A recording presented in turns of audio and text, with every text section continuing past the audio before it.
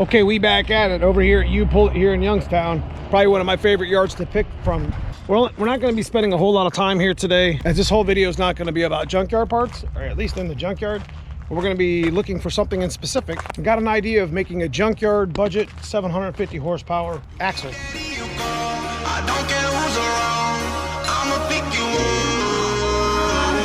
up. Baby, if you fall, I won't let you down, I'ma pick you up. But we got to go to 310 and find the 3 Explorers first to take a look at those.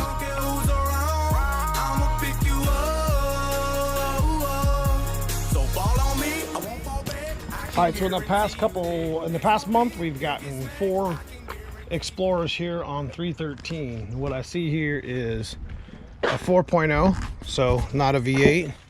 It's kind of hard to do what I need to do and figure out what I'm trying to get to when it's on the ground. I can guarantee you that X1B, they'll get smacked. I can guarantee you that. Fall on me, I won't fall back. I can guarantee you.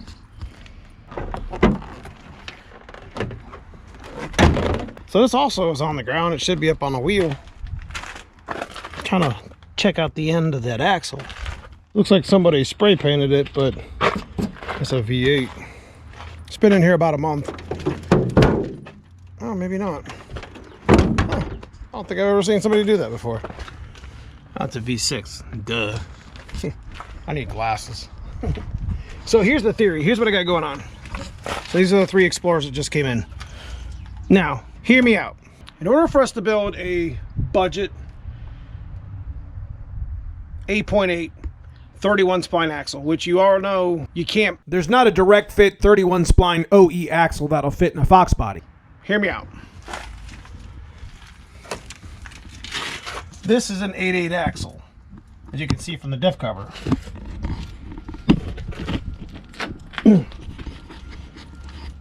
So inside this axle, there's gears, there's differential. And that's a mod that's been on the channel for a number of years, right? You could go into the differential, pull the diff, pull the gears, and they'll fit right into your 8.8 axle in your fox body.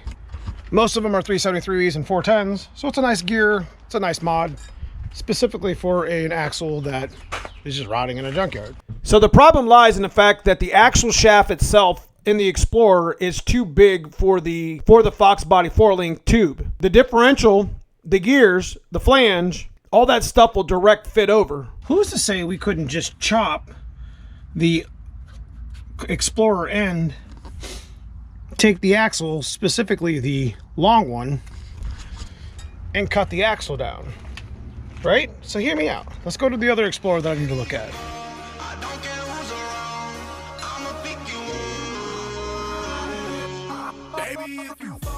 Okay, so this one just came in this week and definitely has a V8 in it, so that's a good thing. And as you know, you're going to see probably one of the best mods that you can find for a stock 302. Pop this old hood open.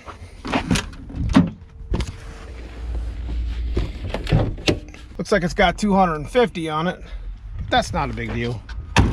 I pulled GT40 heads up for years, and it's not common that you can find one that needs valve guides, but they're there. And there you have it. Okay, so it's 2000 Ford Explorer. Went up to 01, usually had the V8 fender, and had the GT40 intake and GT40P heads. But again, that's not really what we're here to discuss on the channel. We're here theory crafting about the 8.8 axle. Okay, so hear me out. If you were to have an Explorer axle, you would have an upgraded flange, you would have the ring and pinion gear, you would have the differential, which is 31 spline. And one of the major reasons we don't use the Explorer axle is because it's offset. You can't use Explorer axles in a factory fox body because the axle itself and the tube is bigger.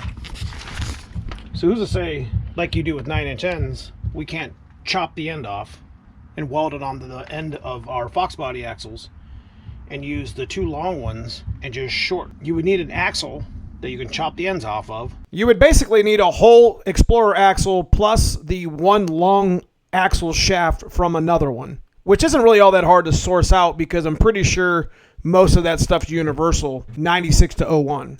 So you can't just fit this in a fox body because it's a leaf spring, and you'd have to figure out a 4-link which you're not going to do that. By taking the complete end off, you get the caliper and the bracket set, you get the axle, you get all this stuff, and you can measure and weld the end on, and the axle should fit in, because it doesn't fit in on the regular Foxbody axle because it's too thick, it's too big. So technically it'd be like welding 9-inch ends on your axle and just making it bigger. Sure, at this point you could just do, well, just buy 9-inch ends. Well, then you have to buy 9-inch axles, and then you're into $1,000. I'm trying to make this as budget and junkyard as possible. So again, let me take it back to the shop and we'll finish this video out. Again, we're just theory crafting here. So we're just trying to throw some things together and see if it works, because I'll be honest with you, I'm really kind of curious to see if it does.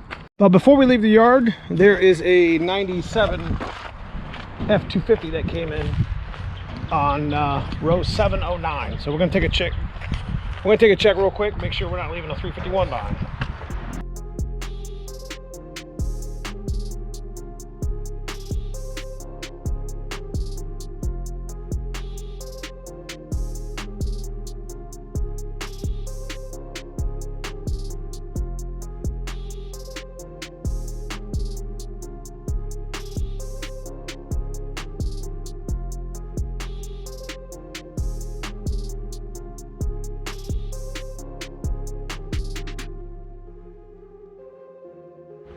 So I was wrong, it wasn't an F-150, it was a Ford Econoline 97, but apparently that must have been like the first year that they put the V8 Triton in.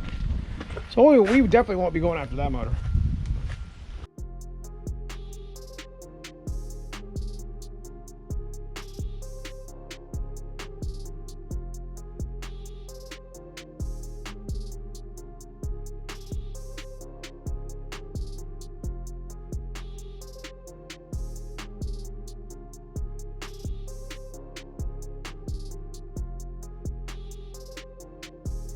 So by changing this old axle out, I have noticed that my axle was so bent. The old 355 gear, the spool that I had in it, it was bent so bad that the stance of my car was physically off, and it had been off for a while. So that just told me that my tubes on my axle were completely twisted and the stance on my car was completely off. The last week I ended up riding with my kids in the car, and I used to not be able to do that because it would rub on my tires pretty good. But I think we're gonna build this axle, and I think we're gonna put it here in the black car and use it kind of like a guinea pig, you know what I mean? I mean, it's budget, and that's what we did with the motor with it, so it kind of fits, doesn't it? So let me take you over to the shop and I'll finish this video out and show you what I'm talking about.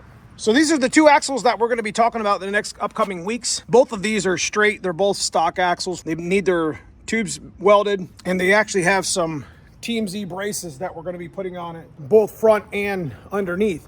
So we're going to be doing that here on the channel next week over at McBride Racing. But we are going to source out an Explorer axle. We're probably not going to end up using our quad shocks again on our black car anyways, so we might just cut, you know, this whole section off and try to make it work. But the main thing is the Explorer axle doesn't fit in the side of the Foxbody axle because it's a bigger axle. So all we're kind of doing is kind of mimicking a low budget, like 9-inch end modification. Then we could use the Explorer diff, a 31 spline, and rebuild it with some cheap carbon packs. We could set up a set of 373s that come in the same axle that we source out. That's free. We could upgrade the flange to give us a stronger flange. All that stuff comes with the Explorer axle. And if we can get the actual axles in the Foxbody housing, because it's a 4-link, we could have ourselves a pretty strong little budget axle here. So be following along, because the next couple of weeks we're going to be getting these axles reinforced for the coupe and for the black car. And that's definitely something that I'm interested in trying to do, as we got a couple other housings in case we mess it up. I'm always trying to bring quality, budget-minded content here to the channel, and I hope you guys enjoy this sort of stuff. Whether it works or whether it fails, we're going to try it anyways. But if you guys enjoy this sort of video, leave me a thumbs up, comment below, let me know what you guys think. Consider subscribing if you haven't. Check out that join button as my members get exclusive content to the channel. Appreciate everybody who's part of it. See you soon in the next video.